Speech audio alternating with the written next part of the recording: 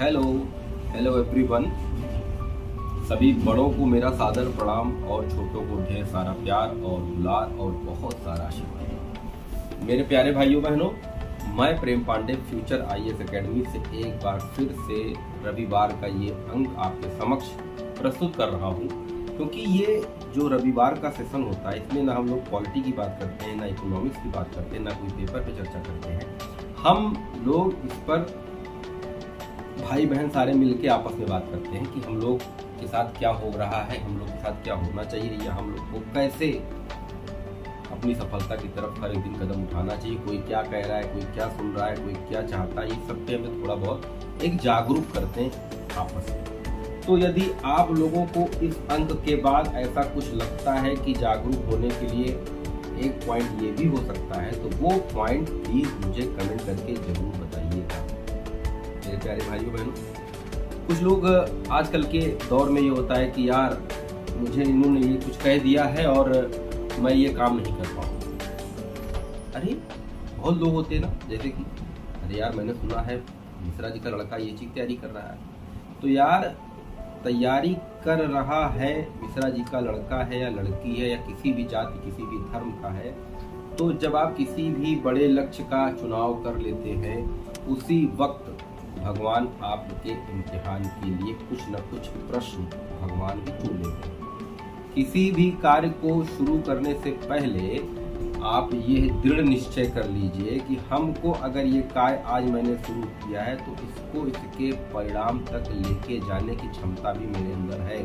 क्योंकि अगर आपके अंदर क्षमता नहीं होती तो मेरे हिसाब से आपने वह जो लक्ष्य आपने निर्धारित किया है वह लक्ष्य आप निर्धारित ही नहीं किए। देखिए मेरे प्यारे भाइयों बहनों, आज के इस लक्ष्य के इस सफर में, सफलता के इस विकास के इस सफर में तीन प्रकार के लोग होते हैं। पहला, वह व्यक्ति जो डर के मारे किसी लक्ष्य को बनाता ही नहीं, क्योंकि वो अंदर से अंदर सोचता है कि मैं कोई भी लक्ष्य बनाऊंगा लेकिन मैं सफल नहीं हो पाऊंगा।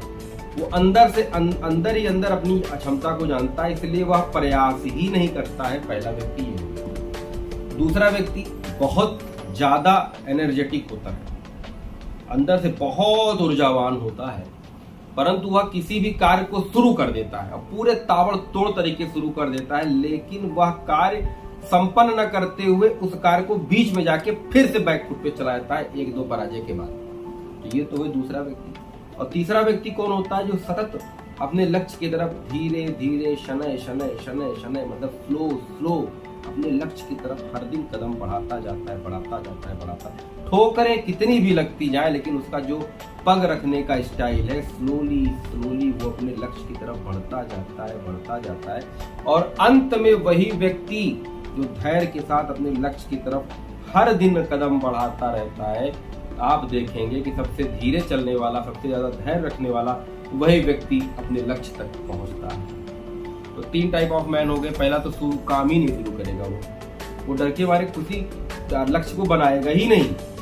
बस सुबह दाल भात मिल गया, दोपहर में थोड़ा बहुत खाना मिल गया, सो गया खा लिया, सो गया खा लिया, तो जीवन सो गया खा लिया में ही खत्म हो गया। अरे बेवकूफ लोगों, ये जीवन मिला है तुमको कुछ अच्छा करने के लिए कि तुम्हारे ना रहने पर भी लोग तुम्हें याद रखें तुम्हारे कामों से। अब कामों का भी मतलब नहीं है कि तुम्हें याद रखें तुम चोरी करना शुरू कर दो, डकैती शुरू कर दो, ऐसे से नहीं।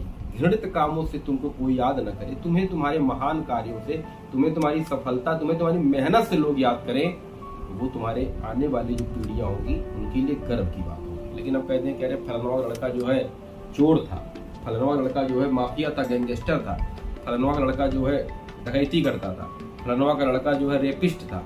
तो ये आपने जो अपना ये विचार आज बना लिया कि रेपिस्ट था, क्या था क्या नहीं था, ये आने वाली आपकी जो पीढ़ियां होगी, जो आपकी पीढ़ी, आपके बच्चे, फिर उनके बच्चे, फिर उनके बच्चे, ये जन्म जन्मांतर तक ये कलंक धुलते धुलते सदियों बीत जाएंगी, पर एक कलंक नहीं। इसलिए मैं प्रयास आप लोग से हमेशा ये कहता हूँ कि कभी भी किसी गलत कार्य में अपने आप को संलिप्त मत करें।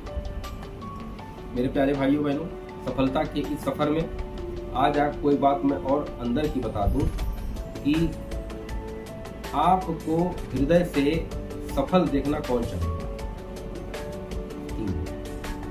माँ, बाप, या फिर भाई ये तीसरे वाले पे मैं कंफ्यूज हूँ, उसको मैं नहीं जानता हूँ। लेकिन एग्जाम्पल में तीसरा वाला भी फिलॉसफी के उस बुक में है जिसको मैंने पढ़ा। तीसरा सच्ची मोहब्बत, जो आप सच्चा प्यार करेगी, सच्चा स्नेह करेगी, ये तो वो चाहेगी कि आप सफलता की सीढ़ी पर चढ़े। या फिर चौथा वही तीसरी चीज को चाहे प्रेमिका बना लो, चाहे सच्चा मित्र बना लो, चाहे सच्चा भाई बना लो।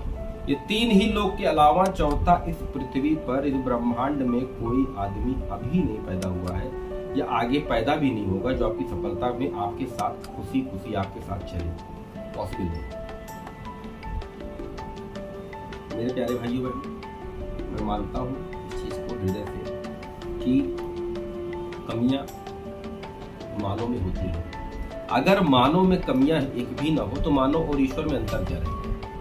इसलिए कभी भी मानव ईश्वर नहीं बन सकता या मानव के अंदर ईश्वर की विशेषताएं नहीं है।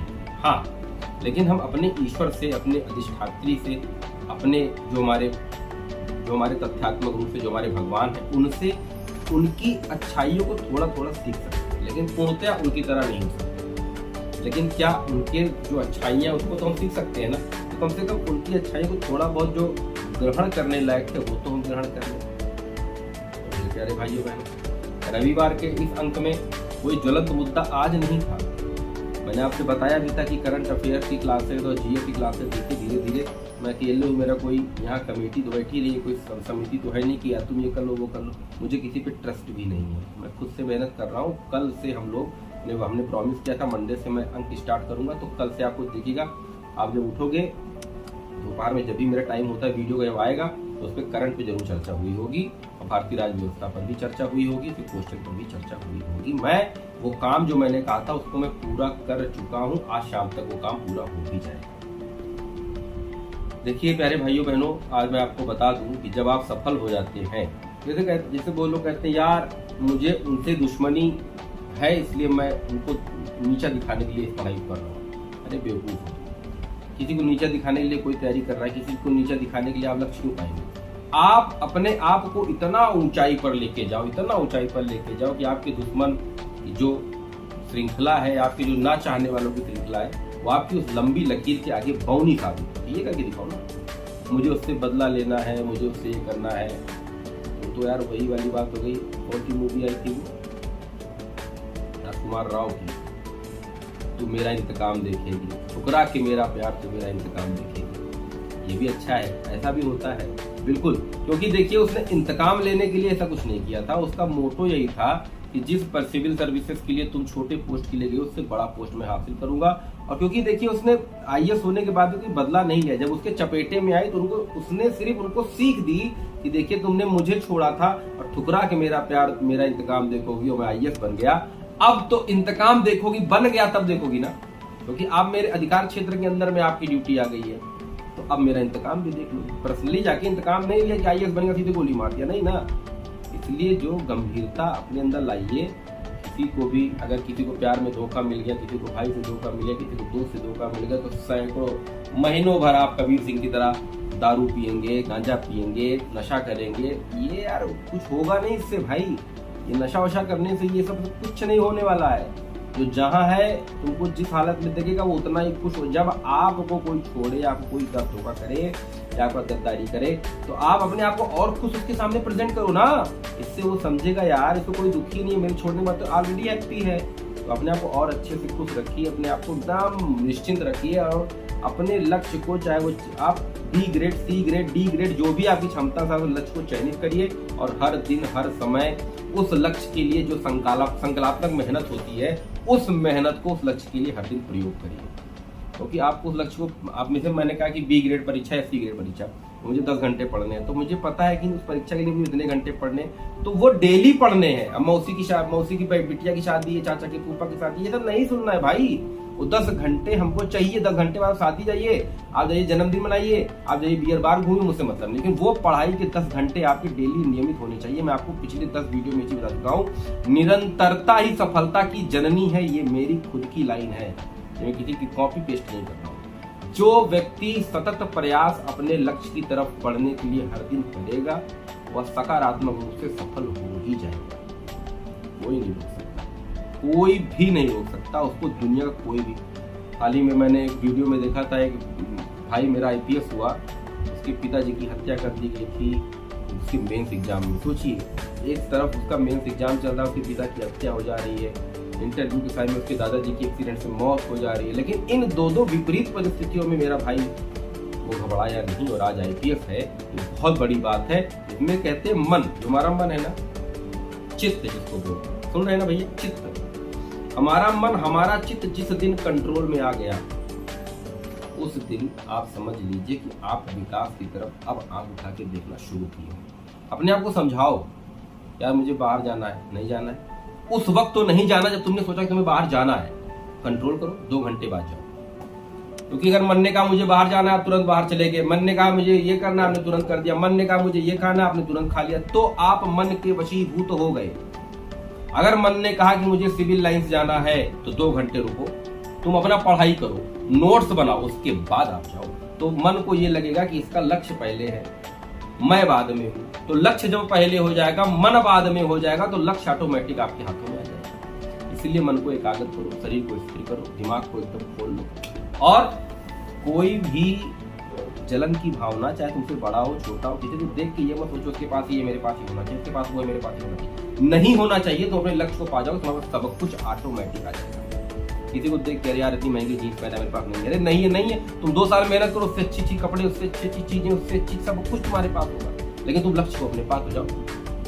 किसी को देख के घृणा मत करो, किसी को देख के जलन मत करो, ईर्ष्या मत करो, प्यार से रहो, मोहब्बत से रहो, एकदम खुशहाल रहो। आज संडे का है दिन, आप लोग आज, कल मैंने एक मूवी देखी थी बवाल, कसम से बवाल बहुत अच्छी मूवी है। मैं किसी मूवी का प्रचार नहीं कर रहा हूँ, मैं आप लोग को एंटरटेनमेंट के तौर पर आपसे कह रहा हूँ। आज लोग जाइएगा ये अमेज़न प्राइम पे, या जैसे जुगाड़ से आप लोग मूवी देखते हो देख लीजिएगा। बवाल एंटरटेनमेंट मूवी है। इसमें आपको वर्ल्ड वार 2 का पूरा पिक्चर, जो प्रथम द्वितीय विश्व युद्ध का पूरा पिक्चराइजेशन का एक्टर है वरुण धवन, जा के उसके फेस पे जाके, उस प्लेस पे जाके, वर्ल्ड वार के जो प्लेस पे, जो मेन प्लेसेस थे, वहाँ जाके आपको उसकी हिस्ट्री बताएगा। बहुत अच्छी मूवी है बवाल, अच्छी लव स्टोरी भी है, और थोड़ा सा सामाजिक रूप से अगर आप देखेंगे तो इसमें कुछ चीज़ें हैं जो मैं सारी स्टोरी यही रिवील नहीं करूँगा। आप देखिए अच्छी मूवी, और आप इंजॉय करिए अच्छे से। आज संडे है, पढ़ाई भी कर लीजिए, इंजॉय भी करिए, माँ बाप के साथ रहिए, खुश रहिए, मस्त रहिए, व्यस्त रहिए। इसी के साथ आज का ये अंक समाप्त होता है। कल का ये अंक हम लोग आगामी नए तरीके से, नए तौर तरीके से पढ़ने का एक प्रयास करेंगे। जय हिंद, जय भारत।